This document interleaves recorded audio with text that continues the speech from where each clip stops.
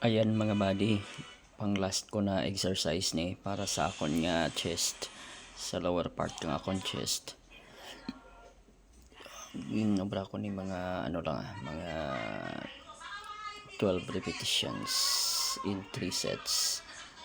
So nakakasakit sa dughan kay grabe ang epekto niya. Last na niyo kapoy na ko na kita mo isang mag-an lang ako niya kakarga pero bugat na ni araw nag-flex pa ako.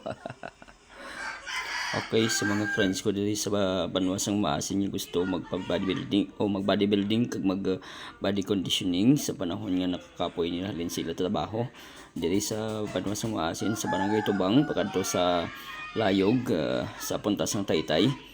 May gym diri nga ginapanagayahan ni Ayan. Hindi ko lang kabalo sa kung ano nga apelyido niya, pero ang pangalan sa iya nga gym is Dose Happy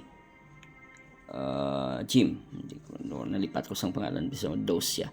So kadto ka mo diri kag magpa bodybuild up ka or magpa condition man lang kadto na and let's get fit. Kanami ang condition sa lawas mo lalo na kung na ginabalasan ka kadto na diri ka mo mga kaibigan kag magpabalahas kita tanan. Okay, so thank you very much for watching. Bye bye. Yeah.